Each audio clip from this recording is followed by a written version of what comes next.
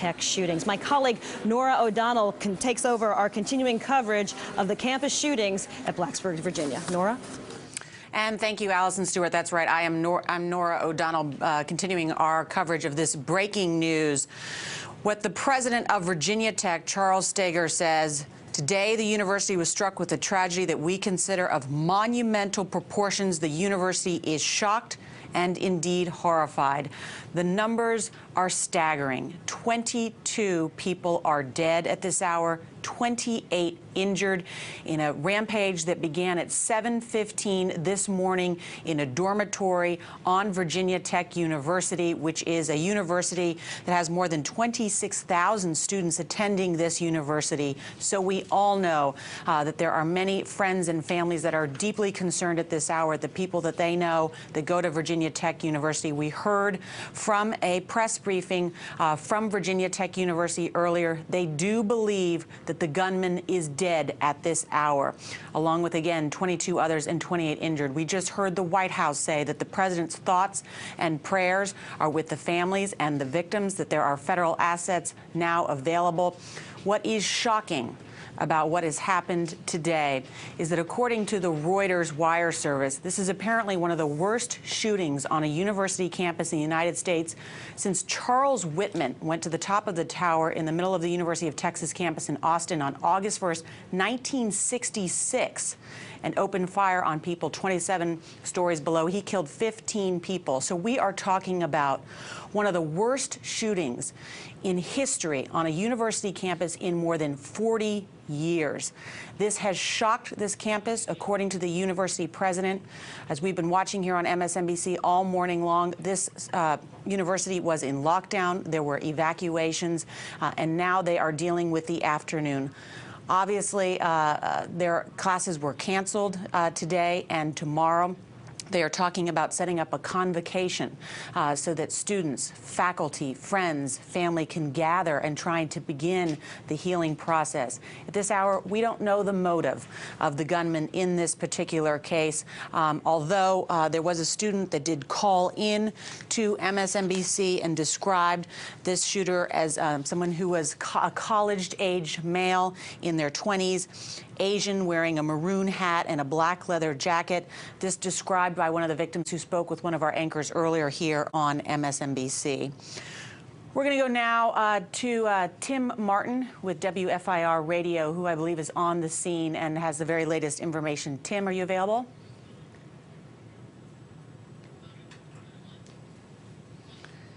And as you can tell, this is a breaking news situation. So Tim Martin. Passing right now. It looks like someone's going to a sporting event, although it's nowhere near that. A lot of students at this point leaving the university. There is a line of cars that is really wrapped around the campus of students leaving, and that's what the president said in the press conference, that students that want to leave, they can do that. I'm also looking to my right at a line of ambulances. There's at least 10 ambulances still sitting in front of these buildings with their lights on, and we can only imagine what they're there to do with at least 22 dead here on campus. It's a remarkable scene. I'll tell you, when we were coming into this press conference, everybody had heard maybe one person dead, maybe two people dead, maybe a few injured, but when the announcement was made that there were at least 20 fatalities here at Virginia Tech, everyone in the room took a huge grasp of air. It was pretty an amazing moment, a surreal moment to be a reporter. And Tim, at this hour, we understand that the gunman is dead at this hour. Do they believe that are they ruling out for sure that there is anyone else involved in this massive rampage that happened at the school this morning? They pretty much are doing that. We were very adamant in the press conference about trying to clear up the information, how many shooters there were, because they handed us a press release that said, you know, at 7:15 this morning, police were called to an event at West Amber Johnson Hall. And then 2 hours later, they were called to another event at Norris Hall where the most fatalities took place. In the press release, it said the shooter is in police custody. And in the press conference, we were told that the shooter was dead. So we believed that there were two shooters. One was in police custody, one was dead. They had to clear that up for us. There is what they believe is only one shooter, and that shooter is dead. No other shooters involved. What's unclear now is why the 2-hour gap. from 7:15 to 2 hours later. The campus was put on lockdown at around 9:30 or a little thereafter, and the first shooting happened at 7:15 in the morning. That seems to be what's unclear in this whole situation. Yeah, Tim, and as we're describing these two areas on the school where the shootings occurred, as you just talked about the first shooting at 7:15 in the morning at this Ambler Johnston Hall, and then 2 hours later at Norris Hall. My understanding, and looking at a map too, is that they're on opposite ends of the campus. So what happened in that 2 hours, and why did the gunman travel cross campus? What was at this other area? And I guess most of the victims are from the Norris Hall, which is the second area. Am I correct? Yeah, you're exactly correct. What we understand is the earlier shooting at West Ambler Johnston Hall, it happened on the 4th floor, and there was one person shot in that incident. And then 2 hours later, what I'm hearing is the gunman made his way through campus for whatever reason, and however he did not get stopped, I do not know the answers to. But he then went to what I believe, and what we're being told is maybe he had a problem with a professor or something like that. And just went on a shooting spree in that building all over the place. And I saw one person brought to a stretcher, and then one professor looked to be a professor shot in the arm. He was brought to an ambulance. And when that happened, and we heard that the shooter was dead, we thought everything was over, and we thought there's one person, two people may be dead. But now all these ambulances still lined up here. It's an amazing moment because just imagine the scenes like in Norris Hall. It's just hard to imagine.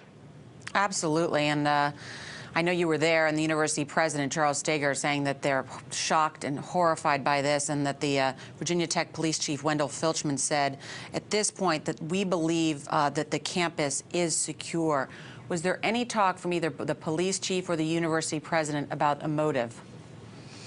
There has. I mean, the only thing that I've heard is hearsay is that he had a problem, or the shooter, whether it was a sure yet, that hasn't been confirmed, had a problem with the professor. That is all we've heard, and that is just rumors. Nothing has been confirmed. Obviously, they're going to be looking at all this. They know who the shooter is, even though he's dead. They have identified him, within their own, whether they've announced it to us or not. So they know where he's coming from. They know where he lives and things like that. They're going to be trying to find out all that information. But as of right now, we do not know. We just know that 22 at least dead. 17 students are actually at Montgomery Regional Hospital, which is just down the road. Another 2, I believe, are at Lewis Gale and Roanoke. Those are injuries.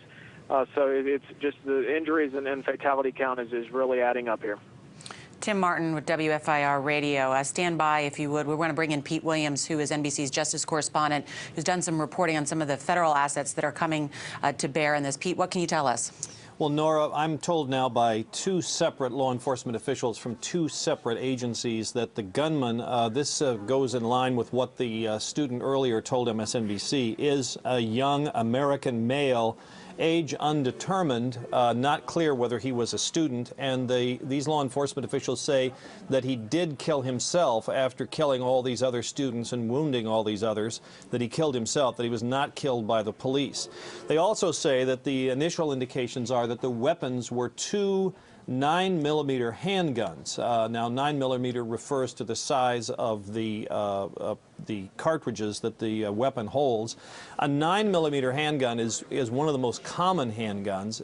It's commonly used by police departments. It's sometimes they can have clips in them. This is the kind where the bullets usually go into the clip, into the handle of the weapon, and so these clips can hold a large number of rounds, and that may account for why the gunman was able to fire off so many rounds. They say that he had 2 handguns, and the Bureau of Alcohol, Tobacco, Firearms, and Explosives, ATF, is now working to try to trace the weapons and see where he got them.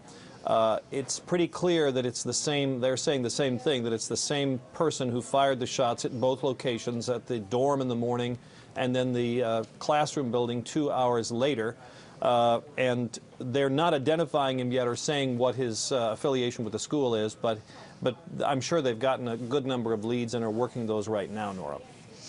And Pete, the Bureau of Alcohol, Tobacco, and Firearms and Explosives, how many agents do they have on the scene, and what are they likely doing in their investigation? Well, ATF has, we're told, 10 agents there now, and they're doing a couple of things. First of all, in any shooting situation, you try to recover as many of the rounds as you can that were fired, because all of them are important evidence, and they're doing that now. So they're doing ballistics help with the local police there, the campus police and the local police from the area, helping with ballistics recovery, and then they will work on tracing these weapons. They can go back and try to reconstruct the history of where these guns came from. The FBI is also on the scene helping out.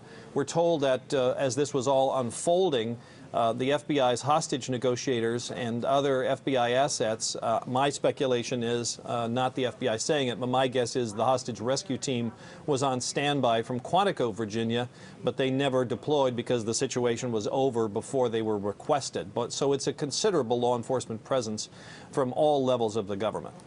Pete, the numbers are staggering. 22 dead, 28 injured. I was reading earlier from the Reuters wire that they believe that they were writing that this is one of the worst shootings on a university of campus since the University of Texas. Well, it's worse than that one. This may indeed be the worst ever. We just are trying to check the records ourselves. And I think it's safe to say that we don't know yet what the final tally is going to be. It may go higher. We just don't know yet. And Pete, with you believe that that from the reporting you've done, he had 2 9mm handguns. Correct. That's a lot of firepower, but 22 dead is an enormous fatality count. It is. It suggests that that this person was, first of all, 2 weapons would help you there, and these weapons can be reloaded relatively quickly. These are the kinds of guns where the rounds go in a clip into the handle of the weapon, so reloading is a very fast thing. Suggests that this person had this all well planned out in advance and probably had extra rounds, and I suspect before the end of the day we'll know a lot more about that, Nora. All right, Pete Williams, our Chief Justice Correspondent. Pete, thank you very much for that reporting. And Pete just confirming what officials telling him that they do believe that this was a young American male. They're not clear the motive in this shooting, but that he did kill himself after going on this massive shooting rampage of historic proportions at the Virginia Tech this morning. He was not killed by police, but was using 2 9mm handguns. I want to play for you. Earlier, we heard from the university president, Charles Steger of Virginia Tech, who addressed the media, students, family, and friends by saying just how shocked they are by what happened this morning on the campus. There were 2 shootings which occurred on campus. In each case, there are fatalities. The university is shocked and indeed horrified that this would befall us, and I want to extend my deepest and most sincere and profound sympathies to the families of these victims, which include our students. And the president of the university said that we consider this a tragedy of monumental proportions. The university is shocked and indeed horrified. You know, we'd been reporting here on Msnbc that maybe 1 person dead. Then we heard this morning, 17 people being treated for injuries at a hospital. And then this news conference and the confirmation that there are 22 dead and 28 injured in what may be the worst school shooting ever at a university campus. The wires are comparing this just in some degree to what happened in 1966 at the University of Texas when Charles Whitman went up on a tower there and opened fire on a bunch of people. This has been a horrific morning for Virginia Tech University. Tim Martin of WFIR Radio continues to join us on the phone. Tim, have you been able to talk to any witnesses, students who either knew this gunman or saw what happened?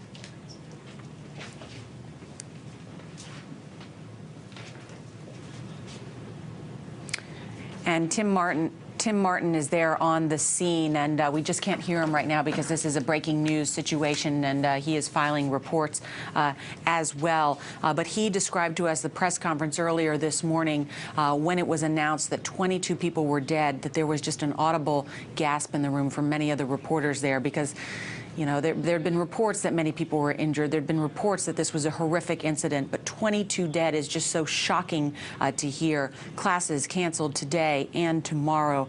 Part of that university in lockdown this morning, evacuations as well. The university president saying that they are trying to hold a convocation so that all can gather and try and begin the healing process there. And the White House announcing this morning that the president is horrified by the shootings, that his thoughts and prayers are with the families, and that federal assets are indeed available to those at Virginia Tech. We do know that the ATF is on the scene. They have at least 10 agents there. Pete Williams reporting that, and they are there to help recover ballistics evidence and begin tracing that as well. And again, apparently this suspect, we're being described by someone on the scene who called into MSNBC and also officials to Pete Williams. The shooter is male, in his 20s. He is apparently killed himself, was not killed by police, and that he was wearing a black leather jacket as described by someone who called into MSNBC, and again carrying 2 9mm handguns, and then killed himself after this massive rampage. Of course, the question today is also why. Hey, Why Nora, would this from the individual control do room, this? this is John. I just wanted to let you know that on the phone right now we have Kenneth Trump, who's a school safety expert, who can talk to us a little bit about how schools have and universities have prepared for situations like this. Kenneth Trump. All right, John, thank you. And as he pointed out, we have Kenneth Trump on the phone. And Kenneth, thank you so much for joining us. And I was just pointing out, I mean, this gunman started off very early this morning at 7:15 this morning in one dormitory. Then 2 hours later, he went across the campus, almost on the opposite end of the campus, and killed more students. How does, if this person is not a student, get into locked dormitory halls, which we all know require, you know, an ID and usually have security guards out front? Hi, Nora. This is a difficult situation when you look at a university campus versus what we deal with so often in K through 12 school communities. At a university, you have a very large campus, very large number of students, multiple buildings, multiple halls, dormitories. You have a situation where it's extremely difficult to coordinate a campus-wide lockdown, communication systems that may not cross different types of buildings. And when you talk about access control, whether we're talking about colleges, universities, or your local high school, key control is an oxymoron, as we say in this building. It is just so easy, even if people have key cards or keys, where someone piggybacks in on a person who legitimately goes through, someone else walks in behind them, whether or not doors are propped open, left open, the mechanical aspects of it where they don't close. So there are a number of dynamics, many of those being not technical challenges, but actually human challenges. The human factor is always the weakest link behind any great technology. So getting access is something that where maybe a lock or a card system at best may just be a delay for some people. Mm-hmm. Kenneth, but a lot of people are raising the question this morning, 7:15 in the morning, the first shooting occurred, and then it was 2 hours later he'd made it to another campus hall where apparently a large number of the fatalities took place at Norris Hall, and that some emails, et cetera, didn't go out until 9 o'clock. How should the internet be used? How can it be used? How do you notify students in a situation like this when there's a gunman on the loose on campus? We know from all our tabletop our emergency drills and certainly our real scenario that the number one problem, even in the best planned response, is going to be communications. As a part of our training for school administrators, we stress to them that student communications, parent communications, media communications plans must be solid, and that you have to use multiple vehicles. You use your website. There are mass notification systems now by email or phone that can be used for emergency situations in schools. Particularly using websites, using your local media, working with the media that are covering this to get updated information. You need to have very solid crisis communications plan. The crisis itself is going to be difficult enough to manage. The communications aspect is something that's critical and that must be solid, it must be redundant, and it must be reinforced in emergency plans so that you communicate to everyone who's a constituent and has an interest in a potential crisis that may occur on campus. Mm-hmm. Kenneth, this is always one of the, the scariest stories that we report is school shootings. When it involves our children and it involves certainly at a university. We had, of course, the shooting last year of that local milk truck driver who went into the West Nickel Mine School, shot 10 girls. This university shooting, though, is being called the worst in more than 40 years since the one at the University of Texas campus in 1966. I mean, how can you protect against these sorts of things? Is there really any way to do that? Well, there's no perfect security anywhere in our country. The two things that parents want to know, whether they're sending their kids to elementary school or college and university, they want to know two things. Number one, what steps are in place to reduce the risks of an incident like this happening? And that can rest in areas such as security, the physical security with access control, the policing and security personnel presence, and most of all, the training and awareness of the staff. We know that in many of these incidents, in the days and weeks that will follow this, the question will be asked, were there any warning signs? And at least in our K through 12 school shootings since Columbine, this is an area that we have stressed over and over again of recognizing early warning signs of violence and changes in behavior. And one thing that we train our educators is to go with your gut feeling. Oftentimes we as human beings talk ourselves out of reporting a concern or believing that there may be something wrong when our gut feeling tells us otherwise. The other aspect is, second question is, how well prepared are our schools to manage what cannot be prevented? That gets into having your emergency plans, your tactical response. The one thing that's unique about a college and university campus that many of our K through 12 school campuses do not have, although some do, the majority of larger campuses and universities have their own security department, in many cases their own police department. We've seen Virginia Tech Police Department, Armed Certified Commission police officers responding, which means they have an on-site police department that's familiar with the campus, that's unique to that university, that hopefully had officers trained to respond to active shooters, memorandum of understanding with other area law enforcement officials, and that had mechanisms in place to this versus having to rely solely on local or county law enforcement agencies and that it may not be familiar with the campus.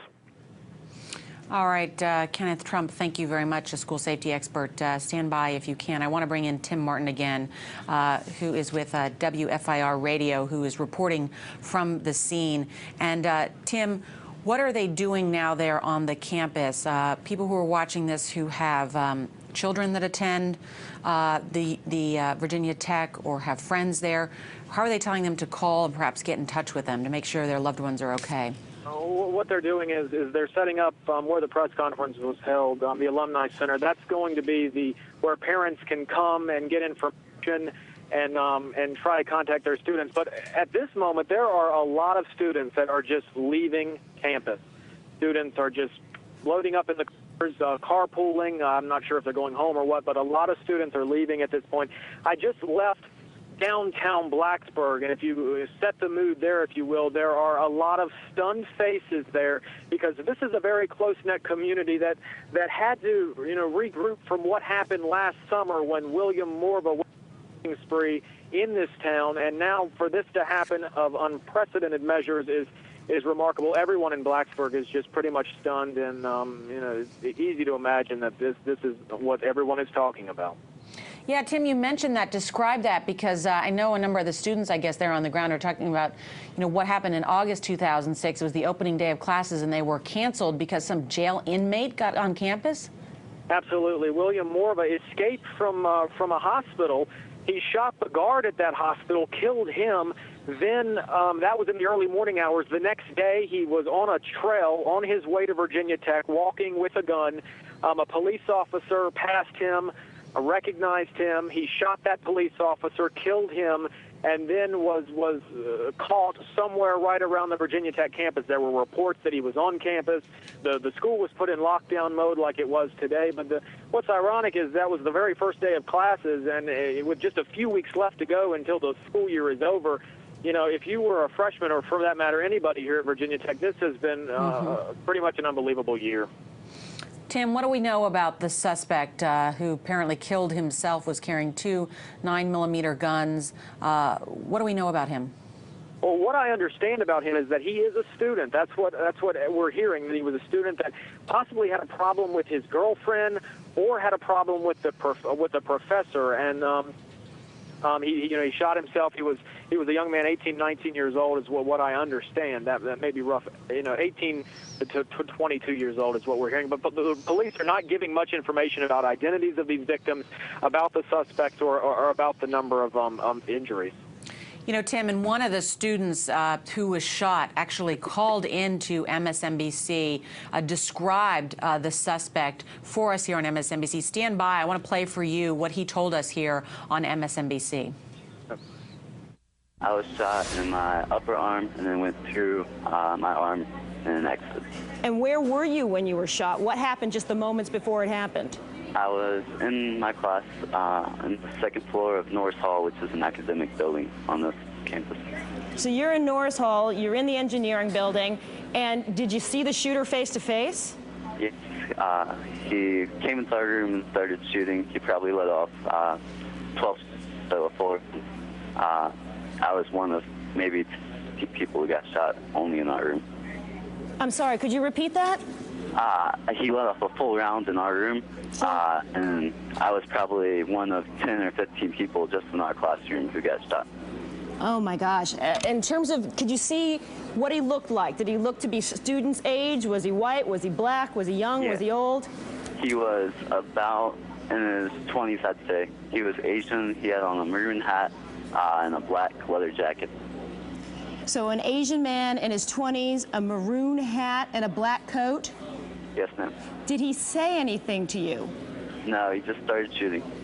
And did he stay in the classroom and shoot and look at you guys, or did he just move on right away? He just left shots and then left. And you said that you were one of several people in your room who were shot. Who else, unfortunately, was shot? A lot of my classmates and possibly my professor, too. And were the classmates and the professor, was it the kind of thing, you're shot and you're sitting here talking to me? Were they shot and able to speak and able to leave the room, or was somebody more critical? Some were a lot more critical. The people who were less critical, like myself, and then 2 other mates were able to hold the door shut because he tried to get back into our room. So you guys actually barricaded the door to keep this man from coming back in the room? Yes, ma'am. And he tried shooting through the door at us. And didn't say anything. Did his clothing say anything? Was there any sense that he had a mission? Did he seem to recognize anybody in the room? No, it was just random shooting.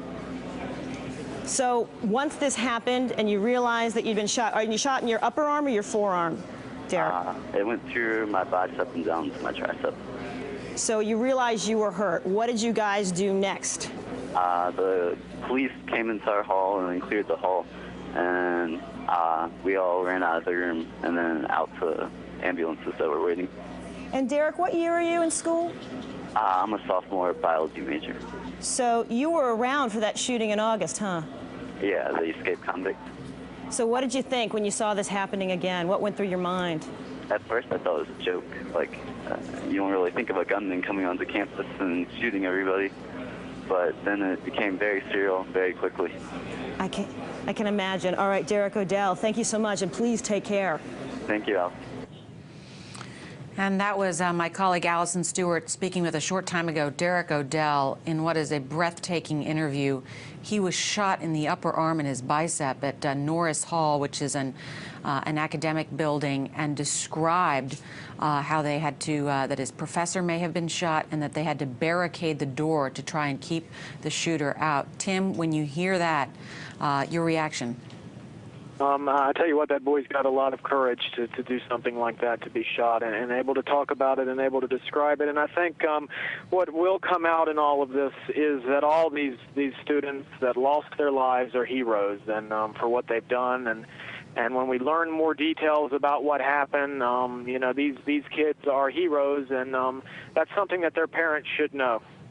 Absolutely. And Tim, describe what the police chief said to you earlier when you guys were at that news conference. Any indication why most of the fatalities were from the second area where a shooting occurred, this Norris Hall, this academic building? He had been at this one dormitory at 7:15 in the morning and then 2 hours later showed up at this academic building. Yeah, you know, really there's not a lot of indication of why that happened. I've heard that, you know, he was in there. I've heard that he lined people up and was looking for his girlfriend, and the people that didn't know where the girlfriend was, that they were shot. But that's what some students have said. But the police are really not knowing. I'm sure that they're right now in the process of interviewing witnesses and all of that were in these buildings that are uninjured. But as of right now, there are just so many unanswered questions as to why this happened, as to why there was a 2-hour difference between the first shooting and the second shooting, and really as to why campus was shut down 2 hours after the first shooting took place. Absolutely. Tim Martin, thank you very much. And we're just getting in a statement from the governor of Virginia, Timothy Kaine, who's apparently overseas in Tokyo, Japan, on a trade mission, who has just announced that he is going to leave Japan so that he can return to the Commonwealth, be back there tomorrow. And he is saying that he urges all Virginians to keep these victims and their families in their thoughts and prayers. So the governor, returning from an overseas trip to be there, to return to his state, to Virginia Tech University, a university of more than 26,000 students, which may have just suffered the worst university campus shooting in history, with more than 22 dead and another 28 injured at this hour. The gunman dead, apparently having shot himself after this shooting rampage this morning at the university. We're just getting in some new pictures now, which we want to show you. These are still pictures, which we can see here, some of the action that happened on the ground there at Virginia Tech this morning. Clearly, these are very graphic pictures, so if you have children in the room, this would be a time to take them out of the room. We don't know who this individual is, but these are some of the photographs that were taken that are now available through the media that we are showing you after this horrible rampage this morning that the university president, Charles Steger, said that he is shocked, indeed horrified, and he said a tragedy that we consider of monumental proportions. The Virginia Tech police chief, Wendell Filchman, says because the gunman is dead, they do believe that the campus at this hour is secure. They were not willing to release information about the weapons used in this shooting, but our own NBC's Pete Williams reporting that he's hearing from officials it may have been 2 9mm handguns. And again, that the suspect is described not only by law enforcement officials, but also by a witness who was shot and called into Msnbc as a college-age male who was Asian, wearing a maroon cap, may have been also wearing a leather jacket. And the law enforcement is not willing to talk about the motive, but he did go to 2 different places this morning, which may tell us something about what he might have been trying to achieve. First at a dormitory at 7:15 in the morning, where students describe after that shooting took place that they were notified to stay in their rooms, stay away from the windows, and then 2 hours later when he showed up all the way across campus at Norris Hall, and that's where Derek Odell was this morning in the classroom. He said he was a sophomore biology major, and that he came in and started firing off, the suspect came in and started firing off a number of rounds, that his professor may have been shot. He was shot in the bicep, that they had to barricade the door to try and get to keep the gunman out, and that happened at around 9:15 this morning. The university tried emailing out using the internet to notify other students to stay in their rooms. There was lockdown. There were evacuations underway. At this point, again, to clarify, the campus is secure. For parents who may be worried and cannot contact a loved one, we also heard at this particular news conference that they are trying to gather at the alumni house, that is one area that they are trying to gather and get out information to individuals about perhaps the status of their children, etc. They also said that they are in the process of notifying the victims and the victims' families at this hour. Hey, Nora. Nora, from the control room, I want to interrupt you for just 1 second because on the telephone right now we have David Katz, who's a firearms expert, so he may be able to bring us some insight about the weapons that were possibly used in this shooting. All right, John, thank you very much. And David Katz, a firearms expert, as he said on the phone. David, when you hear 2 9mm handguns, what does that tell you? Well, the fact, usually there are people going to use one at a time anyway, so that's a backup weapon. But the fact of the matter is, even with a semi-automatic 9mm pistol, you've got enough ammunition, you're going to hurt and kill many, many people. This is, to me, this is closer and more evocative of what happened in 1993 on the Long Island Railroad. That was Colin Ferguson had a 9mm pistol. He shot 25 people, 6 of whom died. He'd reloaded 1 time and was in the process of his second reload when he was overpowered by passengers. So there's no doubt that a simple pistol, a semi-automatic handgun, can create, this type of carnage, and it's just awful to watch. How does a college-age student get their hands on such a gun? Oh God! First of all, in the firearms laws a little further down south, they are less restricted. In many states, you just simply need to have a driver's license and be of age.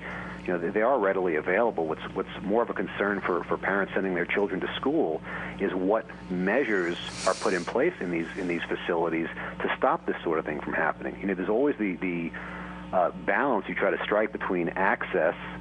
Free and open access to a campus is important for the daily school activities. But then again, you want to make sure that people are not able to bring weapons into school, are not able to have access to areas that they're not entitled to be in. Well, what do you do, David? I mean, you start having metal detectors at every school dormitory and classroom? There are a couple. Bottom line is if you are, there's always the stress or the conflict between security and access. If you want to make sure people can't get weapons into a particular area, then yes, you need metal detectors and very strict access control. On the other hand, once an incident like this happens, you've got to have emergency plans in place to make sure that facility administrators, local security, teachers, and of course the students understand exactly what's going on and what measures they need to take. What's really disturbing is the incident apparently started a couple hours before the more severe incident. What was going on in the university in that interval? Why weren't the students protected? I mean, it wasn't as if this just happened and there was no pre-warning. There was an incident at 7 o'clock in the morning, and then 2 hours later, apparently, on the same campus, albeit across the campus, there's a furtherance of the same incident. That's what should be very troubling. Well, let me ask you about that. They obviously couldn't find the guy who was the shooter in this case. What should they have done? Well, first of all, lock the students down. Make sure everybody is. I wouldn't have had. Yeah, but what if the shooter's a student and he's got concealed 2 9mm handguns, and so he walks into Norris Hall and he says, "Here's my student ID. I'm going to class." Exactly right. They probably should have thought very seriously about canceling class, because once you have. You're talking about a university where the classes are probably large. I don't know if this was a small class or a university hall, but you could have anywhere between several dozen and several hundred people in a single classroom. So once you do that, you're basically giving a potential gunman a room full of victims. If you had canceled class, locked this university down, search, it's a long process. Search room by room, building by building. That would have been a more preferable alternative than just having classes go on as usual. It doesn't seem to me to make any sense. And beyond that, not having a massive police presence on site. There was, after all, 2 hours earlier, there was a prior shooting. I just don't understand what was going on in the minds of the people at the university in dealing with this incident. David, let me update you and our viewers on some new information we're just getting in from NBC's Pete Williams, who is our Justice Department correspondent, who's just spoken with a law enforcement official who says that the gunman at Virginia Tech had 2 handguns. One was a 9mm pistol. It isn't clear at this point what the caliber of the other gun was. Also that he carried several clips of ammunition readily available, of course, in some kind of vest that he may have been wearing. David, describe for us, again, you mentioned that a 9mm pistol is pretty much readily available to anyone who has a driver's license in Virginia, including these several clips of ammunition. Clearly, since this happened so early in the morning, this was premeditated. Oh, there's no doubt. He comes to school not only with his primary weapon, but with a backup, with sufficient ammunition. He clearly had a plan. Apparently he was looking for his girlfriend. This is certainly a premeditated act. And what do you think of the fact that he chose at least 2 handguns? Well, I mean things are just enough forethought that if the first one goes down or runs out of ammunition for one, I don't know if both were 9mm and this is just simply a backup. If he had limited ammunition for one gun, brought the second gun because he had additional ammunition for the second pistol. Until I knew, and unless I knew exactly what the second weapon is, I couldn't comment for sure on that. But he certainly was prepared. He had enough ammunition to do a horrible amount of damage. Mm-hmm. And how many bullets are we talking about? Well, I mean, depending on the pistol, you're talking about 15 or 16 in the weapon itself. Most 9mm pistols, semi-automatic pistols, the larger, full-sized, full-frame handguns, you're talking about 15 in a magazine. So if he has one in the chamber, one in the magazine, that's 16. Every time he reloads with a fresh magazine, he's putting another 15 rounds into that weapon. And you can carry easily in a vest or a jacket, you can carry 10, 15 magazines with no difficulty whatsoever. So if you have 10 magazines and times 15, it's 150 rounds. And since we're talking about at least 22 dead, at least 28 injured, he was clearly reloading. Oh, there's no doubt, absolutely. Just as I said, Colin Ferguson reloaded. It only takes, if a person, even if they're not a well-trained shooter, it only takes several seconds to exchange a magazine, and then you're up firing again.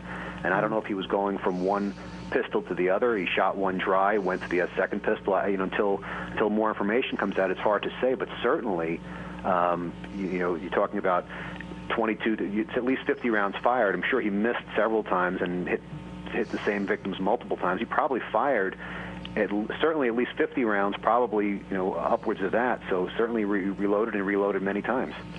We're talking to David Katz, a firearms expert, about what has been a tragedy of historic proportions on Virginia Tech University this morning, where a lone gunman who is now dead and killed himself killed at least 22 others and injured another 28 this morning. Something that began at 7:15 in a dormitory. 2 hours later happened when he went to Norris Hall, an academic building, and again opened fire, where we're told that there were a majority of the victims at that Norris Hall this morning. We had Derek Odell, a sophomore biology student, call in here to MSNBC and in really gripping details described the scene. He described the shooter as well as someone who appeared to be college age, an Asian, he said, who was wearing a black leather jacket, a maroon cap, that he believed perhaps his professor may have been shot in that particular incident, and that they had to try and barricade the door in order to keep the shooter out. We've also heard from the President of the United States, his spokesperson, who said that the President sends his thoughts and prayers to the families and victims, that federal assets are available. The governor of the state, Timothy Kane, actually traveling on a trade summit mission in Japan, has canceling his trip, is returning to Virginia, as this community in Blacksburg, Virginia, which is about 4 hours west of Washington, D.C. here, is shocked and horrified, according to the University of President Charles Steger. They do believe that the campus is secure at this hour, but of course a number of questions. Was there enough security on campus? Why the shooter had the kind of firepower he did, and what were his motivations? Were they able to get the word out quickly enough to students? Again, this has been a horrific morning at Virginia Tech University. Want to return also, David Katz, I believe, is still on the phone. David, when we've had over the last 10 years a number of shootings, Columbine, etc., the one we had at Nickel Mines, of course, that Amish school in Pennsylvania, and the inevitable debate begins in a discussion about the availability of guns in this country. How do you expect that discussion to continue in the coming days? Well, of course, it's always going to come up. I happen to feel that legal gun ownership is a desirable thing, and I think if people are responsible shooters, that's not the issue. The issue is keeping weapons out of the hands of those people who are inclined to do things like this. Certainly you'll find, as the investigation continues, there were warning signs. This person did not wake up one day and just decide to go on a killing rampage. You're going to find that there were some things going on in his or her life, and people will be interviewed, and they will come back and say, I thought something like this might happen. And that's the problem. When people have have emotional and psychological difficulties and access to weapons, that's the problem. Just taking there are literally tens of millions of firearms in the United States today. There's no way, even if you were to somehow you were able to pass legislation banning firearms ownership, you're not confiscating all these weapons. Remember, people who are criminals are not going to turn in their weapons. So these kind of laws tend to only affect people who are law-abiding citizens. The issue here is keeping the weapons out of the hands of people who are criminals and psychotics, and also, more importantly, as these types of behaviors start to manifest themselves, people need, I think Kenneth Trump earlier made an excellent point.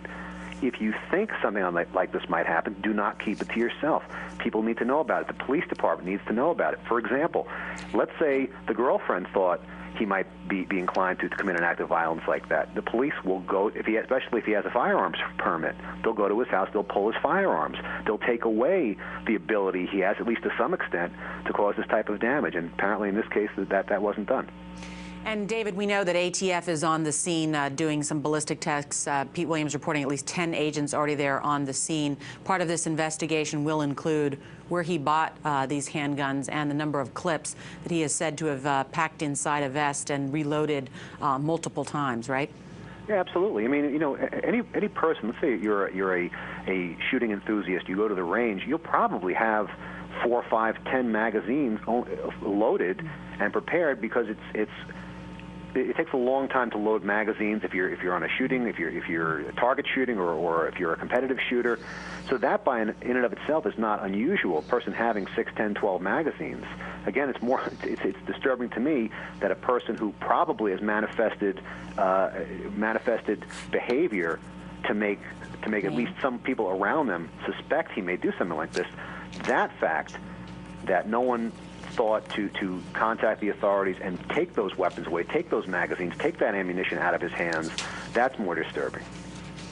All right, David Katz, a firearms expert who's been joining us here on MSNBC. David, stand by. Thank you so much. Just want to update our viewers, of course. We've also heard from Senator James Webb, of course, from Virginia, who says he's truly saddened to hear of the tragic shooting at Virginia Tech, and that his heart goes out to the parents and families of the victims of this senseless act, and that his office has been in touch with the governor's office and officials at Virginia Tech to try and offer assistance in the coming days. We want to turn now to a former Columbine parent, Rich Patrone, because at this hour we are thinking of the victims and their families, and what is going to be a very tough time when many of these families learn that their students, their children who they sent off to university, who they thought were safe, learn that they have been killed in what has been a horrific shooting this morning, I should say, rather. Rich, your thoughts? Well, obviously I feel for those people because we've been through it. And when you just, every time one of these things happen, it brings you back to the day, and especially this time of year, it's going to be tough. And I don't understand. The thing is, I'm listening to all these politicians calling, offering their sympathy, the president calling when their hearts go out to them. Same thing happened to us. Everybody offered us all this stuff, but when it got down to finding out the truth, where were they at? They all turned away and left us on our own. And what I'm saying is it's hard, but I'll tell you, Columbine, there are so many things. And right now, if people want to get to the truth of how to stop these things, they need to get to Denver and find out why Judge Babcock wants to steal information from the public for 25 years. What do you mean by that? Columbine. Well, there's some information, there's some depositions and things that went on that we tried to fight for the truth. After Columbine, we fought hard to find out why it happened, what was the breakdown. Right now everybody's blaming it on bullying, which is really a very small part of Columbine. There's a lot of stuff I can't say because we're on a gag order from the courts that we can't talk about. And there are things that they're going to seal forever, up for 25 years, that nobody will have access to, that I believe would help people understand the mind of these people, because some of them are the basement tapes. And I previewed those prior to when we looked at them in court, in our deposition deal. But if you would see how these kids were and what they were pure evil, this thing was planned, Columbine was planned for over a year.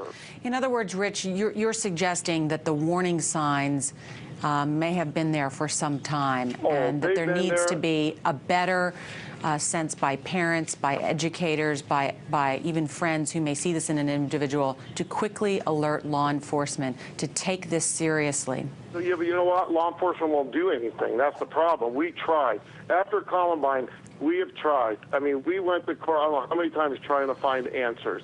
Everywhere we went, we got shot down, literally. Locked down. Our governor turned his back on us. It's just amazing. I mean, you can't even believe it until you've been there. People think we're crazy sometimes. But, you know, right now, just check into Denver. Call any of the reporters with the Rocky Mountain News. Talk to Kevin Vaughn. He'll give you what they're doing in Denver. Judge Babcock wants to seal the stuff from Columbine, things that I think that would help people understand these people. Those kids were in Columbine. They weren't good students. They were evil. They were bullies themselves. I mean, they had access to guns. A girl that bought them the guns, when they couldn't here's the thing about these guns. I was listening to your expert talking about the guns. What good is a gun law if nobody will enforce them? The guy that sold the girl that helped him buy the guns, nothing happened to her. She went scot-free. They went to the store to buy, to the gun show to buy a gun. The guy said, well, you got to be 18 to buy them. They went back and they got a girlfriend of theirs, a friend, and she went with them to go buy the guns, bought the guns. The guy that sold them knew they were underage, knew she was just buying them just for them, sold them the gun. Neither one of those people were prosecuted. Not one. And she is the main reason why, and she knew about the idea. She had to have known. There's no way she couldn't have known. So she's scot-free. And I mean, so there's those kind of things. And, you know, I feel sorry for these parents. Hopefully they'll get the truth. I mean, we're still fighting. We'd love to know because to prevent it. I always say, and Rich, to me, I don't know. Yeah. Rich, let me ask you and just update our viewers. We're talking with Rich Petrone, who lost his stepson at Columbine. 12 students killed at that tragedy in April 1999. Rich, can you describe, since you've been there, what it's like for parents when you learn that your son or daughter has been killed? Well, it's like somebody rips your heart out. On that day, it was tough. We waited. We heard their shooting was at Columbine. We had my daughter there and Danny. Both of them were there. And, of course, we went right to the school to get them. And they blocked the school off. And this was the first time, we just see all these fire trucks and all this activity, And you're sitting there going, God, this is, we didn't know what it was. They said there was a shooting. You didn't know, We got there, and, it was pretty bad. And, my daughter, Nikki, was found pretty quick. But Dan, we waited and waited for Dan, and he never showed up. The crowd, I was waiting in a crowd of people at the library. The public library is where they were keeping us. And then my wife was over at Leewood Elementary School waiting with Brian, Danny's dad. And we were talking by cell phone, checking to see if either one of us saw him, Right. And the crowd with me kept getting smaller and smaller. And I thought, wow, this ain't looking good. And then about the afternoon, they brought us all to Leewood, and there was just a handful of families there. And, a lot of the information that came out in the beginning was wrong. Sure. And they were covering up from the beginning, basically, at Columbine. But it's sad. I tell you what, the feeling is like Danny, we never knew for sure he was dead. They wouldn't tell us. Mm-hmm. And then the next morning, my whole family was at my house. We were calling all the hospitals looking for Danny because nobody ever came out and said that your son's dead. The next morning, I opened up the newspaper. We were going through the newspaper, and then that's how we found out Danny was dead. He was in the newspaper. So he was a little boy on the sidewalk, and that's how we found out he was dead. Nobody ever told us until about 4 o'clock in the afternoon when they officially confirmed it the next day. So it's hard. These families are going to go through a lot. Every time there's another shooting, it's going to just go right back again. It's like I'm trying to shelter my wife a little bit from it all right now because it just is tough. It's already bad knowing the time of year, but when something like this happens, it's just like it starts all over again. Rich Patrone, well, our heart goes out to you and your family, and certainly those other parents from the Columbine school shooting who probably may be watching and learning about this today and feeling some of the same things that you just described, that feels like your heart's been ripped out. Rich Patrone, thank you so much, and want to update our viewers. New information for families watching this who are wishing to reunite with students. They're suggested to meet at the Inn at Virginia Tech there, and that the university is also planning a convocation for tomorrow at noon in the Castle Coliseum. This is for the campus university students, friends, family, faculty to gather and begin to deal with this tragedy. Also, as we've been talking about the magnitude of what happened this morning, Pete Williams now confirming for us here that school safety experts do in fact say that this shooting that occurred at Virginia Tech this morning is the worst shooting at an American college campus ever. At least 22 dead and another 28 injured at this hour. Clint Van Zandt is a former FBI profiler, also an MSNBC analyst. He joins us on the phone. And Clint, we've learned more information this morning about the suspect in this case, carrying 2 9mm handguns, apparently, multiple magazines or cartridges in a vest. He clearly had to have plotted this. He went to 2 different locations on campus, and we are hearing from law enforcement officials that he was a college-aged male, Asian, wearing a maroon cap and maybe a leather jacket. Your reaction? Well, Nora, we've got a number of things going on here. Number one, should the shooter turn out to be a student, he's described as his early 20s. That would suggest he's been in college, perhaps been on campus for a while.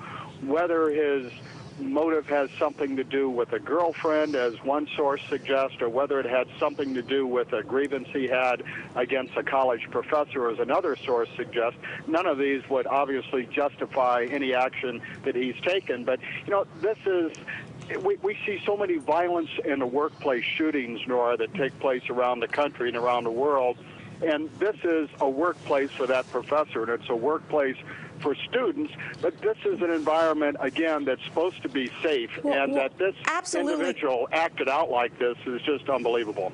Clint, and you just heard part of the conversation we had with Rich Patrone, this former Columbine parent, describe, however, about the warning signs and how to, and you're a profiler, and people ask these questions, you know, first, some people say, well, this is a problem because of the availability of guns in America. Other people will say, well, our schools aren't safe enough. We should have security guards at every entrance, and we should have metal detectors at every entrance. And then other people will say, this is a failure of our educators and friends and family to notice when people are in trouble to alert law enforcement. And then, as Rich suggested, but law enforcement doesn't care.